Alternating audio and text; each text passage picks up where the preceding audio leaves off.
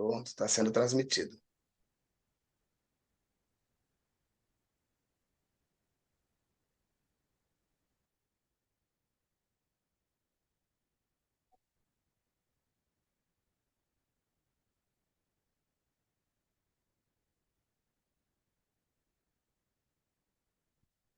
Ok? Podemos?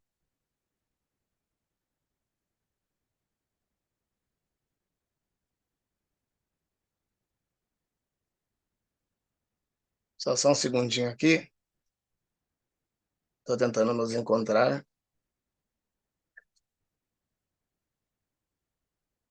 Ok. Gente, eu vou começar então, tá bom? Muito prazer, meu nome é André Luiz, sou aqui do Brasil, moro numa cidadezinha chamada Guarujá, uma cidade litorânea, onde eu desenvolvo um trabalho dentro de um projeto social, atendendo crianças típicas, atípicas, através do esporte, tá? Eu vou compartilhar com vocês minha tela. Vamos ver se tudo ocorre como esperado.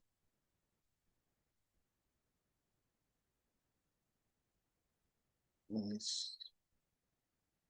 Estamos ok aqui.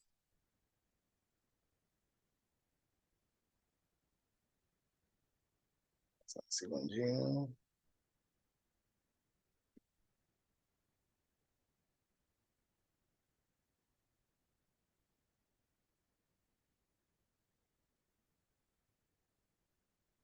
Deixa eu ver se já aparece para vocês.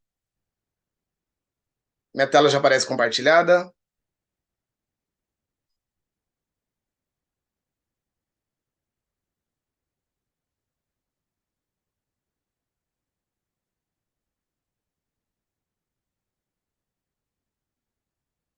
Acho que ela já vai aparecer prontinho. Então, vou dar início aqui. Desculpe só a falta da prática aqui, tá bom? Então, a gente vai falar um pouquinho sobre a inclusão através dos esportes, né? Um pouco da minha vivência, o que tem acontecido nos últimos anos aqui na minha vida, no trabalho que a gente tem desenvolvido aqui na minha cidade. Queria dizer mais uma vez que é um imenso prazer em fazer essa conexão entre Brasil e Angola. Eu espero que esse nosso tempo seja bastante proveitoso, tá bom? Primeiramente, eu preciso dizer quem sou eu, né?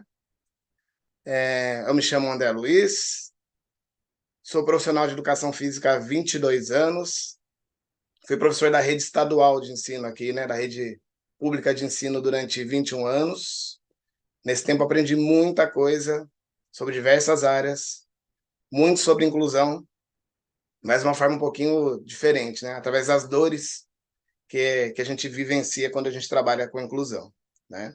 Sou professor de jiu-jitsu, uma arte marcial brasileira, está espalhada pelo mundo todo, então sou faixa preta também. Atualmente minha profissão, né, que mantém meu lar aqui, é o nosso projeto social. A gente tem hoje aproximadamente 240 alunos, né, que não poderiam pagar em outro lugar para treinar ou escolheram a nossa escola para aprender a arte marcial, né? E a gente trabalha principalmente a inclusão através dessa arte marcial. Dentro da minha formação também sou aplicador ABA, sou atendente terapêutico e atualmente faço a pós-graduação em análise do comportamento aplicado, né, no CBI of Miami. Sou pai atípico, tenho 2 filhos dentro do espectro, né, 2 filhos com autismo. O Davi, com 13 anos de idade, e a Maria Luísa, com 5 aninhos de idade, né?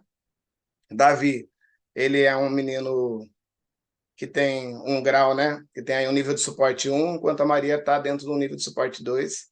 E a Maria não é verbal, né? A Maria é uma criança que ainda depende de alguns recursos para poder se comunicar melhor com a gente. E dentro dessa vida, a gente acaba se tornando ativista dos direitos das crianças com autismo, né?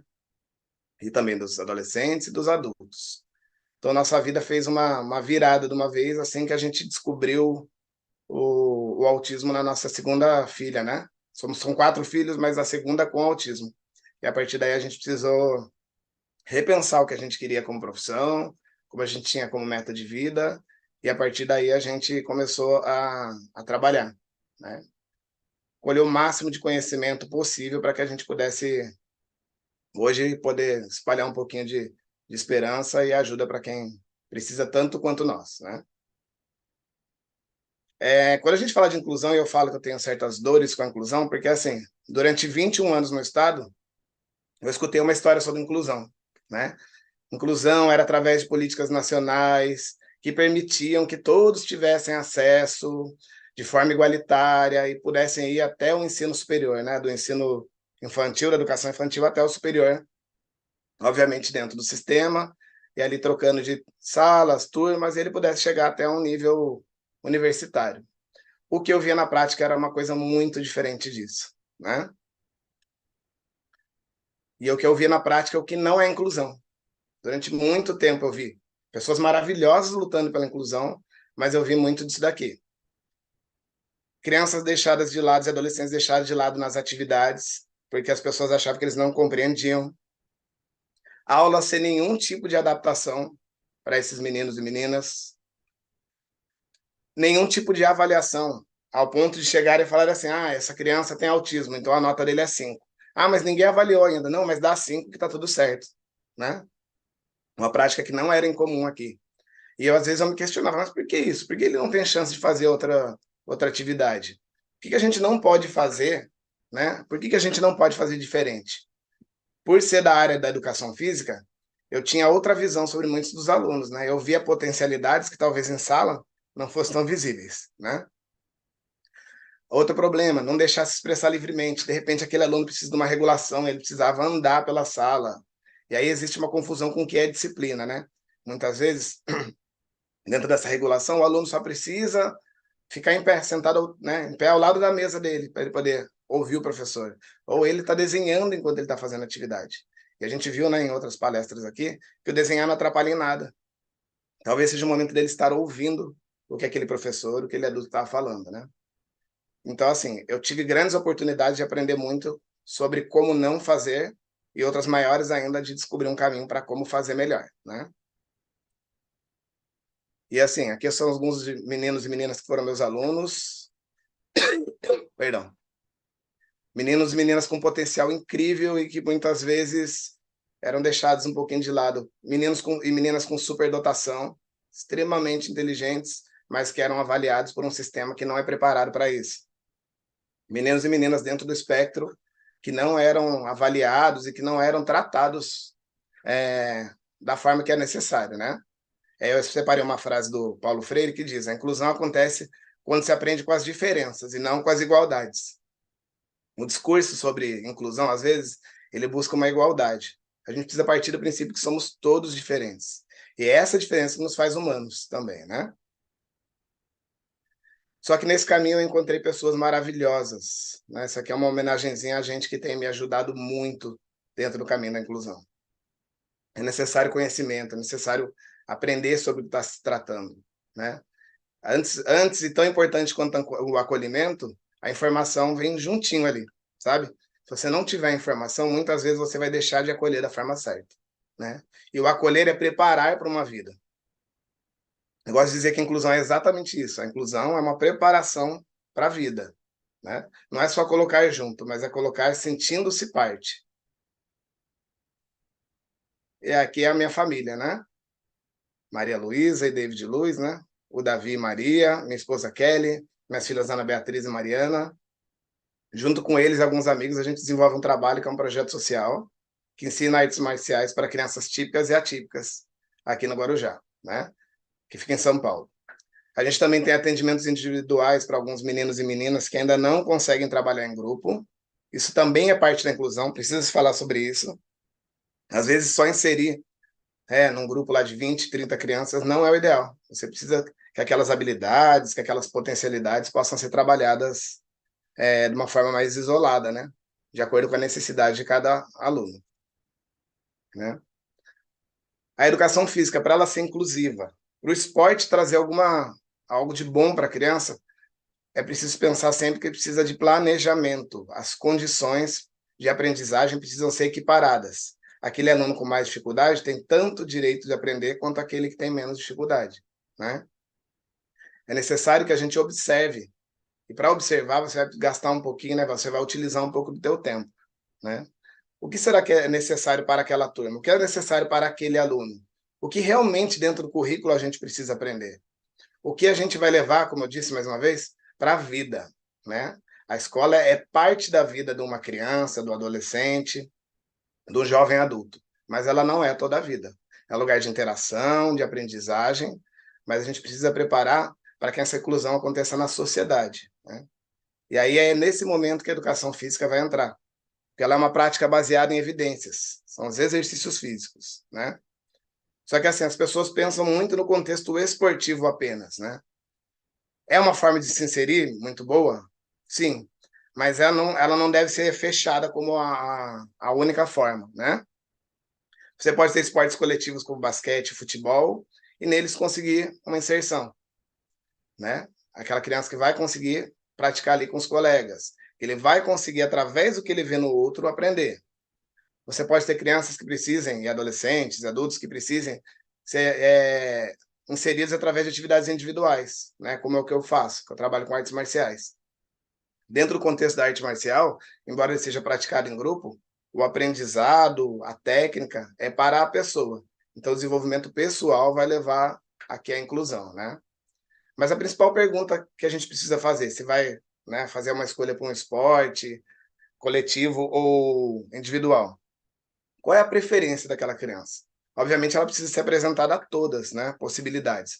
Mas qual será a preferência? Qual é a potencialidade? O que é aquilo que ele pode aprender? Qual é a dificuldade? E como essa esporte pode modificar essa dificuldade, né? Como ele pode contribuir para diminuir essas lacunas, né?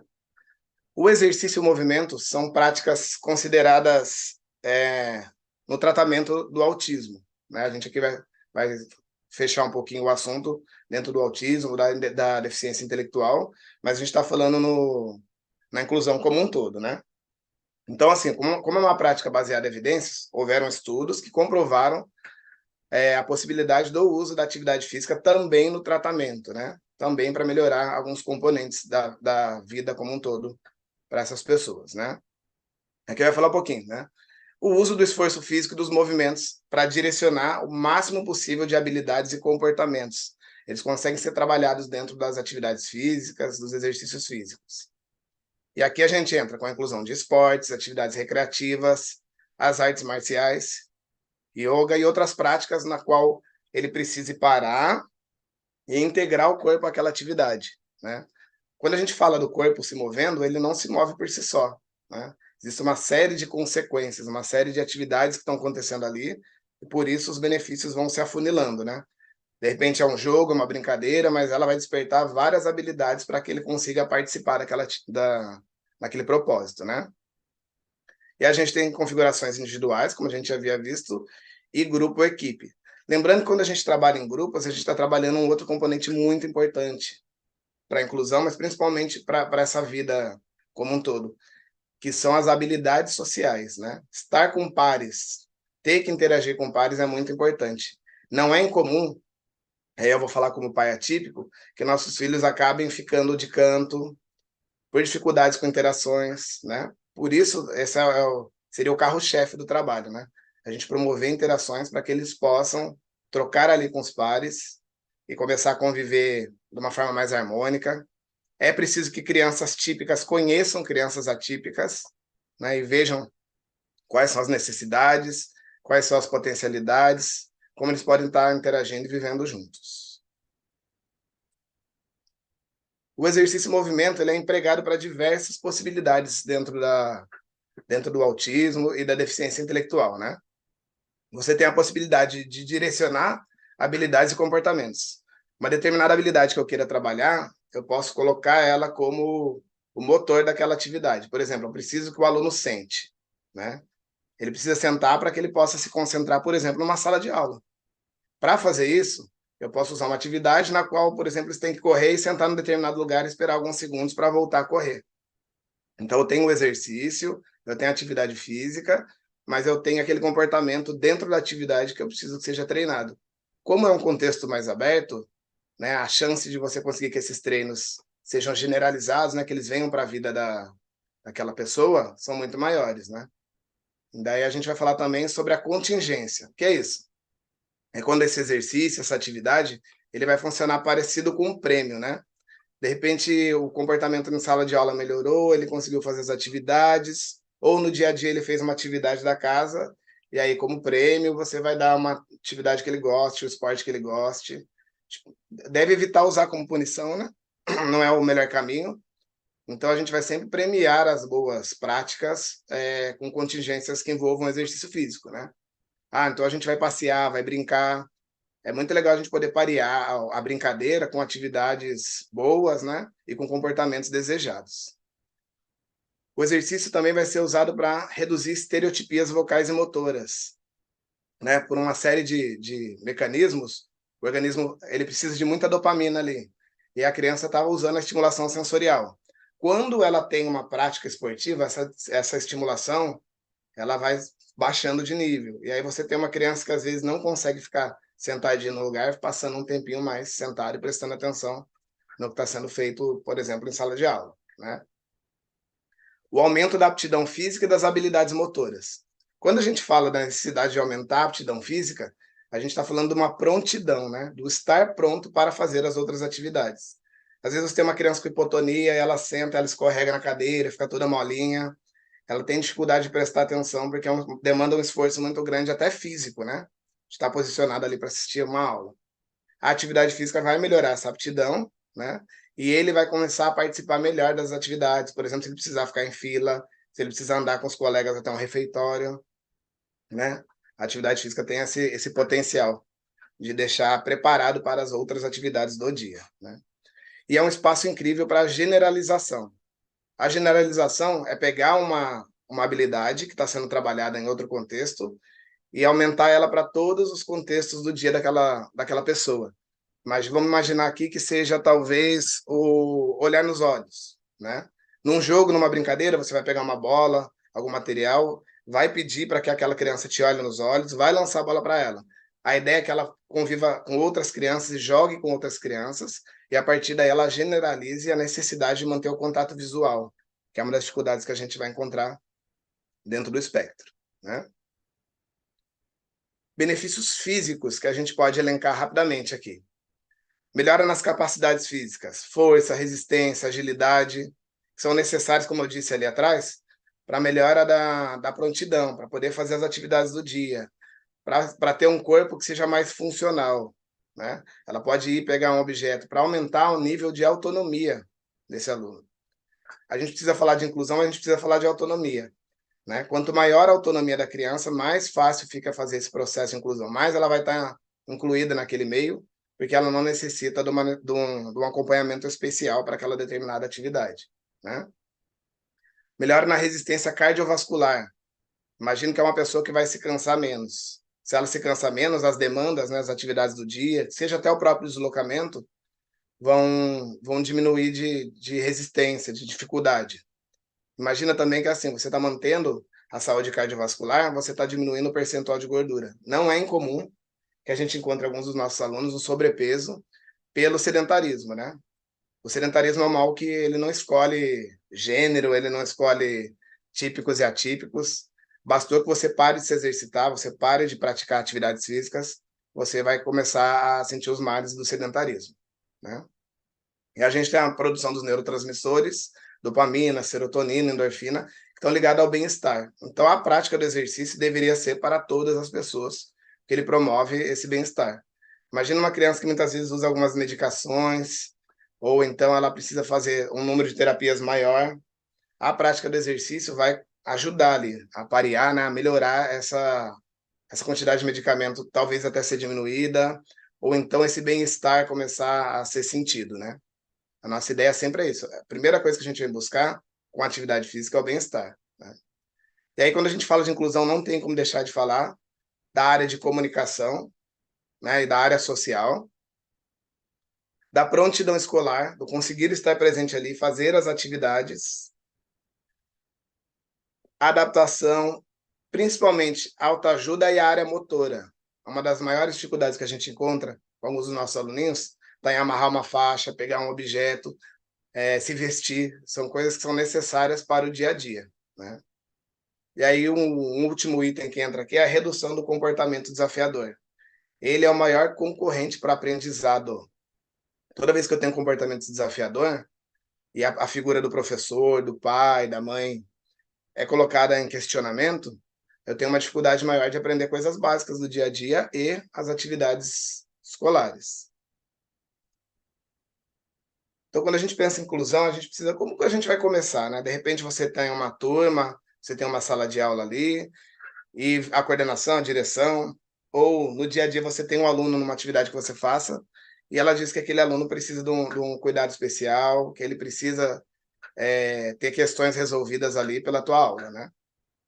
Primeiro é necessário que a gente consiga conhecer quem é esse aluno, né?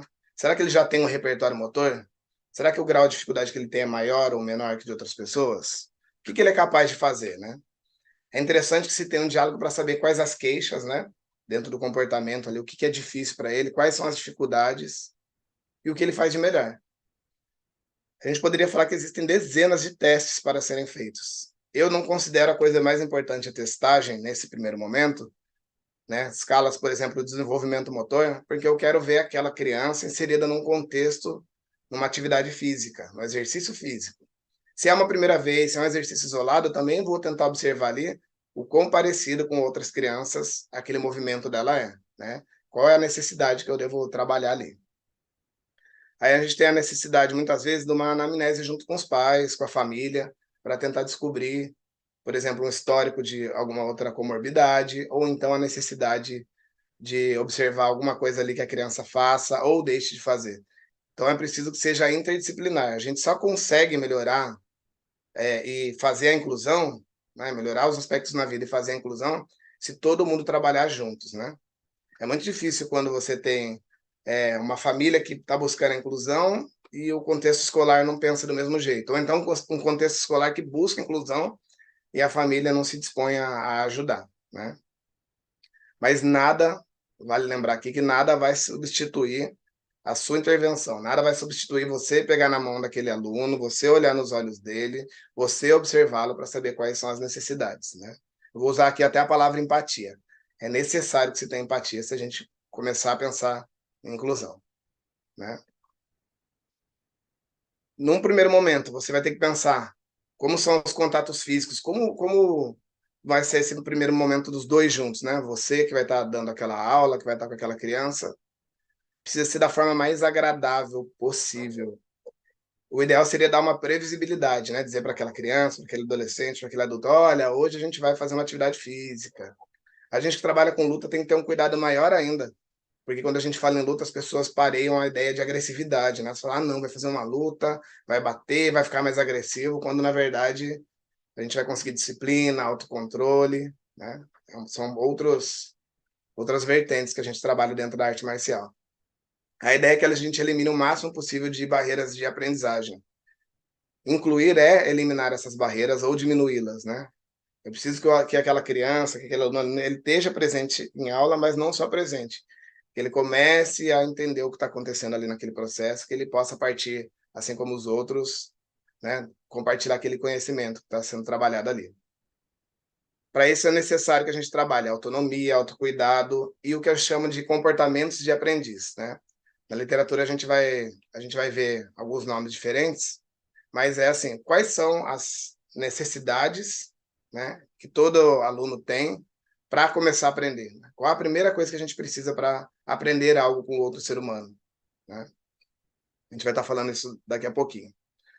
E se vai ser necessário estruturar mais essa aula, se vai estruturar menos, se dentro de uma atividade para toda a turma a gente consegue fazer a inclusão, né? A gente consegue que aquela criança participe de uma forma que seja valorizada por ela e pelos outros, né? A gente tem um perigo muito grande aqui, que não é incomum, que é o capacitismo. Muitas pessoas fazem o que a gente chama aqui no Brasil de café com leite, né? Ah, o amiguinho vai brincar, mas ó, não vale pegar ele. Deixa aquela criança ser pega uma, duas, 10 vezes na brincadeira. Deixa ela errar a bola 10, 20 vezes. Faz parte desse processo de aprendizagem. Se a gente estruturar a aula, né, colocar um modelo mais estruturado, você vai usar um ensino sem erros, né? E aquilo vai fazer com que ela comece a entender aquele padrão daquela determinada atividade. E rapidamente, isso não é problema para a turma toda, tá? E rapidamente a turma vai começar a perceber as próprias necessidades e o prazer de fazer aquela atividade mais estruturada. E a gente deixa momentos livres também, né? Quando a gente pensa numa quadra, numa escola ou num campo de futebol, Né? A gente pode juntar as duas coisas, momentos mais estruturados e momentos mais livres. E a gente vai falar um pouquinho disso, tá? Uma das práticas baseadas em evidências que é mais comum se usar quando a gente quer ensinar uma habilidade, ela é conhecida como DTT, né? Aqui no Brasil a gente chama de ensino estruturado, mas elas são treinos por tentativas discretas, né? No inglês fica Discrete Trial Training, né? O que é isso? Eu pego uma atividade, eu diminuo, né, divido ela em compartimentos e eu vou ensinar cada parte daquela atividade. Digamos que eu queira que aquele aluno jogue uma bola de voleibol com os amigos, né? Então eu vou pegar, vou apresentar aquela bola para aquele aluno, vou fazer ele jogar para cima. Ele vai fazer uma parte do movimento que seria, por exemplo, um saque do jogo. Então eu vou dividindo, ele vai primeiro fazer aquele momento, ele vai ouvir a instrução, agora joga a bola. Se ele aceitar o que a gente está pedindo, a gente vai dar os parabéns ali para ele, vai jogar a bola para outro colega, né? Ele vai estar interagindo com o outro e a gente vai reforçando. Para quê? Para que num segundo momento a gente possa juntar o lançar a bola com o correr, né? O deslocamento aí com o lançamento da bola. Então a gente vai fazer compartimentado para que ele consiga pegar cada partezinha. Eu falo que isso aqui não é incomum quando a gente trabalha em artes marciais. A gente não ensina um golpe, uma técnica como um todo. A gente divide ela em pedacinhos e esses pedacinhos vão sendo aprendidos parte a parte, para depois formar um todo, né? A gente vai segmentando para que eles consigam aprender, né? Crianças típicas e atípicas. Então a gente obtém a atenção do aluno, apresenta o que ele vai fazer, dá uma dica, ó, vai se lançar assim. Às vezes ele olhando a gente, ele vai entender essa dica, às vezes vai ser necessário que se fale o que deve fazer. Ele acertou aquele pedido, a gente reforça, dá os parabéns, brinca, né? Mostra que ele acertou aquele momento. Se houver uma dificuldade ou houver algo incorreto, a gente vai e corrige ali. Por isso é interessante trabalhar com a turma toda, para que eles entendam que o errar faz parte do processo de aprendizagem e a gente vai passando para novas tentativas. Tá? Quais são as vantagens de trabalhar com ensino estruturado? Você vai conseguir repetir muito mais vezes aquela atividade, aquela demanda, aquela necessidade que você tem com o aluno. Muitas vezes é um comportamento que precisa ser trabalhado dentro daquela atividade. Você vai conseguir descobrir quais são as dificuldades e trabalhar em cima daqueles pontos em que o aluno tem mais dificuldade. Mais fácil de trabalhar aspectos como a atenção e a imitação, né? O estar atento ao que está acontecendo ali, o imitar, dentro de um contexto mais estruturado, é mais fácil do que quando ele está livre numa atividade, numa brincadeira, né? E existe uma facilidade de conduzir num ambiente da sala de aula, né, que é um ambiente mais estruturado, ou mesmo que você leve para um campo, para uma quadra, que você consiga ali parar a turma toda, sentá-los em meia lua ali para ouvir aquele momento que você precisa falar com todos. Né? E a gente tem aí o que a gente chama aqui como ensino naturalístico, né? Ou ensino incidental. No inglês é o incidental teaching. São interações em que a gente deixa um espaço, né? Uma preparação de ambiente muito mais livre para aquele aluno. Né? Ele normalmente isso aqui está inserido em contextos como abrir a quadra ou espaço para aula e deixar alguns objetos, né? A gente também tem uma preparação para que eles sejam usados com as finalidades que eles deveriam. Então você deixa uma corda para pular, você deixa uma bola de lançamento ali próximo, você deixa uma amarelinha desenhada no chão, né? São atividades em que a própria turma vai se regulando. E aí a gente consegue também trazer o aluno para isso. Ele vai fazer a escolha dele. Obviamente, se ele não fizer a escolha, a gente vai puxando para uma coisa mais estruturada e vai fazendo com ele aquela atividade como a gente entra modelando, né? Ou até o ensino por pares aqui, né? Cabe aqui que a criança vai observar os colegas fazendo e a gente vai dar a oportunidade dela fazer a mesma atividade. A princípio, do jeito dela, né? Quando a gente fala sobre o ensino incidental, a gente precisa entender que, assim, ele não é tão quadradinho. Você vai deixar aquela criança ali livre para ela fazer da forma que ela achar melhor. E aí você vai modelando conforme forem as dificuldades, né? Então a gente vai usar o interesse da criança. O estímulo é o próprio ambiente, né? Você vai usar uma brincadeira que já está montada ali. Por isso é necessário que a gente consiga deixar as coisas preparadinhas antes, né? Incluir é preparar. Não dá para você chegar lá para dar uma aula e simplesmente deixar ao sabor dos ventos, né? Ah, vamos ver o que acontece aqui. E aqui é um espaço onde eu tenho a maior chance de generalização, como a gente havia falado lá, né? Eu tenho uma maior chance aqui de que esse aluno ele consiga repetir a mesma atividade que os outros e com os outros, né? E também possa transferi-la para diferentes contextos, né? Aí a gente tem uma comparação entre a estratégia mais natural e a estratégia mais estruturada. Aqui vale, né? Não vou ler muito sobre isso, não vou meter muito a isso, mas vale a gente imaginar que a gente precisa dos dois. O ideal seria que a gente consiga casar as duas possibilidades, né?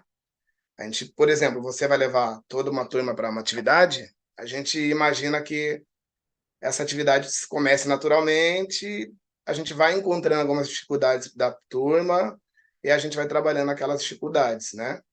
E aí as próprias crianças, os próprios alunos, eles vão percebendo essa necessidade de parar em determinados momentos. Eles começam a perceber que outros colegas também têm dificuldade, né? A aula não fica centrada só naquela condição de, estamos aqui para que o Joãozinho faça atividade física. É para todos, mas em determinado momento a turma toda vai se voltar para aquela necessidade que aquele colega tem. A gente vai descobrir que outras crianças também têm necessidade. De repente você faz uma atividade em que eles tenham que saltar, e as crianças ditas típicas também têm dificuldade. E ali você vai lançar desafios para aqueles que têm mais facilidade. Então, assim, quanto mais você conhecer sobre essas estratégias, melhor você vai moldar para uma aula, né? Isso é muito importante quando a gente pensa nos pais. Saber o que aconteceu na escola, como está estruturada as aulas, também faz parte de entender a inclusão, né? Um dos maiores medos que a gente tem como pai atípico é perceber que nossos filhos estão na aula, num cantinho, não tem nada estruturado e nada pensado individualmente para aquela criança. Então ela fica ali, na hora da entrega, o professor fala, não, foi tudo bem, foi ótimo, não deu. E aí a grande preocupação, não deu trabalho nenhum, né? Uma das coisas mais tristes que tem é você perceber que seu filho não deu trabalho nenhum dentro da escola porque ele não fez nenhuma atividade. Se ele for quietinho lá como um vasinho de planta, para muitos já é o suficiente, né? Aí a gente tem para ensinar também, isso aqui eu acho que vale para todos, mas a gente, quando pensa em inclusão, precisa entender se na hora de equiparar, que tipo de dica eu estou usando? O que está sendo feito para que aquela criança que talvez tenha outra percepção entenda? Então, eu tenho dicas visuais e textuais, eu posso usar imagens, eu posso usar palavras, né? Preferencialmente frases curtas, poucas palavras, para que ele possa entender. Eu posso usar dicas verbais, corre, pula, né? Eu posso usar gestos, né? Mostrar como o movimento é feito. Eu posso modelar, eu posso ir lá, mostrar, seguro e mostro, dou um modelo certinho de como vai fazer. Então, existe aí uma hierarquia de dicas, né? Ela pode ir desde uma dica física ou motora, aquela que eu vou segurar a mão da criança, do aluno, né? Para ele fazer aquela atividade física. De repente, eu preciso segurar a mão dele e ajudá-lo a levantar um pezinho, né? Vamos pensar aí no contexto da ginástica. Aí depois eu consigo só mostrar para ele como é a posição do braço, né? Só com o gesto. Depois eu consigo só dizer, flexiona teus cotovelos, estende teu braço. E depois eu posso deixar isso numa fichinha, por exemplo, de treino, de atividade física. Ele vai olhar lá a imagem e ele sabe exatamente o que ele precisa fazer. Então a gente vai usar essas dicas de acordo com a necessidade. E a gente vai perceber que crianças típicas, adolescentes e adultos típicos também precisam de formas diferentes de entender as coisas, né? Mas o que a gente deveria ensinar primeiro? A gente pode usar o exercício e deve usar o exercício como uma forma de inclusão, mas é necessário que a gente entenda o que a gente está buscando ali. Então, habilidades como atenção, como imitação, né? O conseguir parar, olhar o que está acontecendo. O conseguir imitar um gesto de outros colegas, seja ele com objeto ou sem objetos. O conseguir ouvir comandos, que é a linguagem receptiva. O conseguir se expressar com os outros. Por mais que existam dificuldades, a gente pode usar, por exemplo, um cartão. O aluno ele não consegue falar o que ele quer, ele vai usar um cartão, ele vai apontar, né? A gente vai buscando que ele consiga interagir com os outros. E as habilidades pré-acadêmicas, né? Dentro das habilidades de atenção, a gente pode treinar o esperar, né? De repente você tem um objeto ali, a aula começou, você vai segurar aquele objeto, vai tirar ele do aluno ou vai colocar numa situação que ele precisa esperar os outros colegas, né? Uma dica que eu dou para todos, não deixem, se você tiver uma criança especial, ele como o último da fila. A criança se percebe, as pessoas à volta percebem que aquele amiguinho foi deixado para trás, né? Ah, mas ele demanda um pouquinho mais de tempo para aprendizado. Pega aqueles que têm mais facilidade, deixa eles te ajudarem ali, e de repente você vai observar essa necessidade do esperar, de ajudar esse aluno que precisa, né? A inclusão precisa ser feita por todos que estão ali em sala. Atividades como sentar, por exemplo, ou a manutenção do contato visual. Então, se eu tenho essas três, eu consigo começar a aprender. Se eu tenho alguém que consegue sentar, consegue esperar e consegue manter contato visual, essa pessoa vai conseguir entender o que está acontecendo naquele determinado contexto. Tá? E aí eu tenho o imitar, sejam ações com objetos ou sejam movimentos motores. Né? Se a gente pensar na prática das atividades físicas, elas são baseadas em imitação. A gente aprende a jogar a bola vendo os outros jogarem, a gente aprende a jogar vôlei vendo os outros jogarem, a gente aprende a lutar vendo os outros lutarem. Né? Então, esse manipular objetos, esse conseguir se mover como o outro faz. A gente só tem que tomar cuidado com o seguinte: imitação, a gente não dá dica, fala, levanta o braço. Você levanta o braço e fala, faz assim, por exemplo. Né? Porque a imitação é diferente do segmento de comandos que a gente vai falar agora. Né? Às vezes a gente tem instruções, e esse aqui é um cuidado que a gente deve tomar, instruções de um passo. Corre, pula, joga. Por quê? Você vai diminuir a dificuldade de entender o que está acontecendo ali naquele contexto. Os típicos também vão entender da mesma forma. A gente às vezes não precisa usar muitas palavras para explicar uma determinada coisa que a gente queira. Né? Aí eu tenho instruções de 2 passos, e aí eu vou aumentando o número de passos. Né? Aí ele vai pegar, correr, pegar um objeto e trazer de volta. Aí ele vai saltar e depois vai correr. Aí ele vai levantar um peso e depois vai levar acima da cabeça. Né? Ele vai deitar e depois ele vai sentar. Então a gente vai aumentando o número de passos, a gente vai encadeando, né? Por isso, até quando a gente fala das tentativas discretas, elas são bastante funcionais para isso. Aí a gente tem as habilidades, né, da linguagem expressiva, o conseguir apontar e dizer o que quer, o conseguir produzir sons, né? De repente, a gente tem um aluno, assim como minha filha, que é não verbal, eu preciso que ela muitas vezes aponte o que ela quer, ou ela produz um som, ou apenas uma palavrinha que lembre aquela coisa que ela está buscando, né? Isso aqui vai diminuir muito comportamentos inapropriados. E quando ele consegue se expressar, né? Quando esse aluno consegue se expressar, ele consegue ser entendido, ele não vai precisar, muitas vezes, acessar comportamentos inadequados ou até mesmo a birra. Tá? E aí entram nas habilidades que a gente chama de acadêmicas. Talvez um dos maiores desafios aqui, que é a coordenação de olho e mão ou então de olho e pés, né? Que é eu conseguir andar numa linha, que é eu conseguir chutar uma bola, que é eu conseguir pegar um objeto, por exemplo, montar bloquinhos, empilhá-los. São habilidades que vão ajudar depois na hora da escrita, né? São habilidades que vão ajudar na vida acadêmica mesmo, né? O emparelhar, perceber coisas que são iguais, né? Separar essas coisas, né? Discriminar essas coisas de outros objetos. São as mesmas coisas que a gente usa, por exemplo, quando vai ler um texto, né? Então, as habilidades pré-acadêmicas precisam ser trabalhadas dentro do contexto da atividade física para que a gente consiga fazer essa inclusão, né? Quanto mais habilidades eu consigo trabalhar nas minhas aulas, nas minhas atividades, maior a chance de trazer autonomia, de trazer independência para esses nossos alunos, né? Isso aqui é um pedacinho das nossas aulas. Aqui são, dentro dessa turma está incluso meu filho. É um menino com autismo que faz jiu-jitsu há 7 anos já. Hoje ele é um dos líderes da turma dele, né? E outros tantos meninos que também têm meninas que têm necessidades especiais. E a gente precisa lembrar que eu separei essa foto porque a gente fala do autismo só, né? Muito se fala sobre a infância, né? E esses são meninos e meninas com 13, 14, 15 anos que crescerão e serão adultos. Então a gente tem que pensar que nível de independência, que qualidade de vida eu estou dando para esse aluno, para que ele possa ser um adulto funcional, para que ele possa desenvolver as habilidades dele, para que ele possa sonhar e chegar onde ele quiser, né? Inclusão é feita um pouquinho de sonho sim, né? Ela que eu disse, né? Ela não é um sonho feito para sonhar sozinho. Quando a gente pensa em inclusão, a gente precisa sonhar juntos, mas a gente precisa muito mais trabalhar juntos, tá? Espero que esse momento tenha sido útil para vocês. Vou terminando minha transmissão por aqui, tá bom?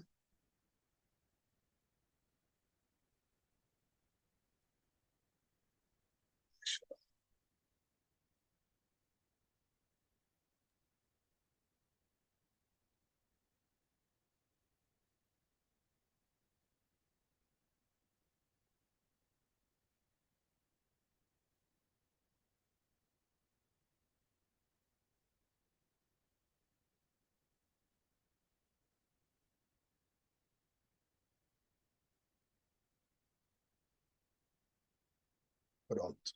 Ah, professor André, Oi,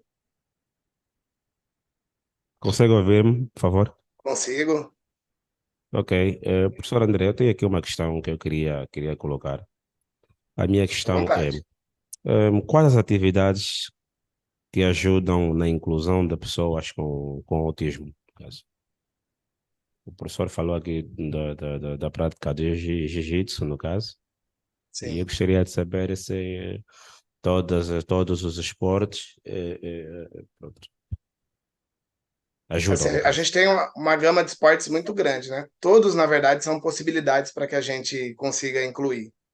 Obviamente, é muito mais fácil quando você trabalha com esportes individuais. Vamos usar aqui o atletismo, né? Ok, É um modelo bastante simples, porque ele vai necessitar de atividades motoras, né? O correr, o saltar, e ele tem um nível de interação social um pouco menor. Outros esportes, como por exemplo o futebol, tem um nível de interação social maior, ele precisa do outro para jogar. Então ali a gente vai decidir, a partir daquelas habilidades que o aluno apresenta, quais são as melhores para trabalhar com ele. Como a gente também quer inseri-los, não adianta a gente falar assim, ele não vai fazer futebol, né? Ele não vai jogar futebol porque ele tem dificuldade. A gente vai buscar ali dentro do jogo uma possibilidade para que ele possa compartilhar aquele momento com os outros colegas, né? A gente vai talvez fazer alguma adaptação no jogo, na estrutura da atividade, para que eles possam participar. Então, assim, eu poderia dizer para você que não existe uma atividade em si que seja a melhor, né? Qualquer uma delas pode ser utilizada, desde que você saiba que habilidade você gostaria de trabalhar, tá ok, ok. bom? Ok. E o que é que nós podemos fazer para incluir, no caso, essas pessoas, no caso, com essa condição, no caso? Então, a primeira coisa é planejar, né? Se você tem um aluno que ele tem uma dificuldade motora muito grande, por exemplo, tem dificuldade de correr e saltar, eu começo com uma atividade talvez sentado em círculo, em que ele tem que entregar uma bola para um colega, em que ele tem que olhar para o outro, em que ele tenha que falar com o outro, né, emitir algum som, ou emitir algum mando, né, um pedir a bola ali para o outro colega. Então a gente vai buscar sempre atividades de acordo com aquela possibilidade.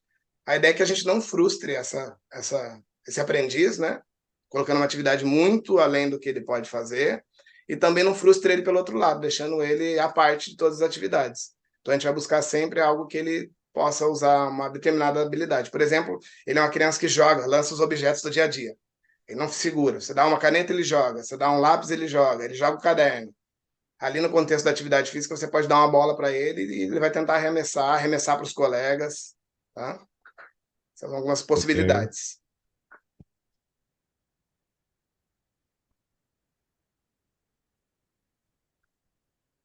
Mais alguma pergunta? A gente fica à vontade, tá?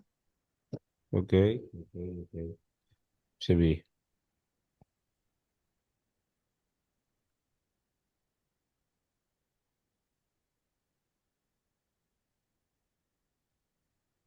A outra questão é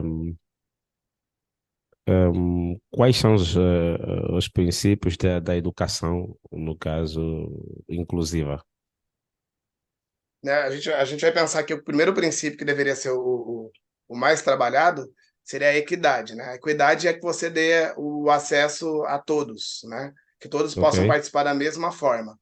Só que a gente encontra na realidade uma dificuldade muito grande em que isso aconteça, né? Muitas vezes eu fico imaginando assim, fica tão bonito no papel, né? Eu acho que, assim, a educação, ela trata, a parte das leis, né? Da ok, legislação, ela trata de uma forma, mas parece que ela não vê o que acontece dentro de uma sala de aula, né?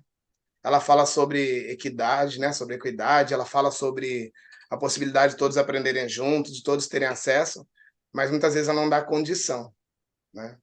Então, assim, muito mais é importante que se entenda que existem princípios ali, mas é mais importante ainda que se trabalhe com a mão na massa ali, né? Na hora da inclusão. ok, ok, percebi, percebi. E que benefício o esporte pode trazer, no caso, para pessoas, no caso crianças, com autismo, no caso, nessa condição? Quais são os benefícios que essa criança pode ter? Né? Só para você ter uma ideia, a gente consegue escolher, assim, se a gente vai pensar em benefícios físicos, né, relacionados à qualidade de vida, à saúde em geral. Ok, Se a gente vai usar e pensar nos benefícios da aprendizagem, ok, como essa criança aprende, como o exercício é capaz de ensinar. Você vai ter também a possibilidade de que a criança comece a entender diferentes contextos, ok, né? Aquela atividade física ali prepara ela para atividades do dia a dia. Você exato, vai ter uma melhora muito grande na interação com outras crianças, né? ok, Eu ok, tenho muitos casos de assim que a gente considera um sucesso, que eram crianças que não interagiam com outras. Então a gente pode elencar alguns aspectos como esses sobre a melhora e, sobretudo, na qualidade de vida e autonomia da criança em ok. questão, tá? Tá, tá, obrigado. Nada. Muito, muito obrigada, André, pela maravilhosa apresentação. Eu Obrigado. estava aqui a pensar, recentemente saiu uma lei, eu acho que vai ser um programa em Angola, de centros de recreação para a inclusão, das crianças que padecem de qualquer problema do espectro da neurodiversidade. E eu Sim. acho que o seu conteúdo, de certeza, que vai ajudar aqueles que vão participar na implementação e na promoção deste projeto. É um projeto que vai ser implementado em breve e pode crer que com esse seu conteúdo muitas pessoas vão beneficiar para continuar a acrescentar valor à Ah, vida fico das feliz. crianças. Muito bom, muito bom. É relevante, é muito relevante o seu conteúdo. Eu estava aqui na internet a ver, no YouTube, não temos nenhuma pergunta, mas estamos mesmo na hora de término. Eu sei que tem crianças e o seu tempo é muito precioso. E o trabalho também, mas queríamos uma vez mais agradecer. Eu Eu agradeço. sei que talvez vai trazer uma formação, a doutora Aline esteve a dizer. Não, não é. Mas nós vamos, não o senhor André, mas só para dizer às pessoas que estão aí que nós vamos continuar a criar conteúdo e o doutor ou o senhor André pode sentir à vontade para voltar e partilhar mais conteúdo. Então, agradecemos imenso pela sua presença. E se tiver mais alguma coisa a dizer para finalizar, e depois nos despedirmos daqueles que estão a nos assistir. Muito obrigada. De nada. Eu só queria agradecer muitíssimo, muitíssimo essa oportunidade. Maravilhosa a chance de poder falar um pouquinho, né? Primeiramente, como pai de crianças autistas, né? Eu sei quais são as necessidades que os meus filhos têm e como eu gostaria que o mundo visse eles como eles realmente são. São crianças. Sim, Eles só querem ser felizes, sim. né? E o momento da atividade física, do esporte, do compartilhar essa energia com os outros é muito importante. Então, eu fico muito feliz de saber que vai ter uma continuidade, né? Que as pessoas começam a entender que a integração parte também a partir da atividade física, né? Isso me deixa Uhum. bastante feliz. Eu Muito realizei um sonho de estar de estar podendo falar um pouquinho com vocês, porque tem pessoas maravilhosas que falaram nos outros dias e que eu tenho muita estima e me sinto muito honrado de poder participar. Uau, uau, uau, uau, que privilégio, que honra. Muito obrigada por partilhar. Muito, muito obrigada. Eu que agradeço.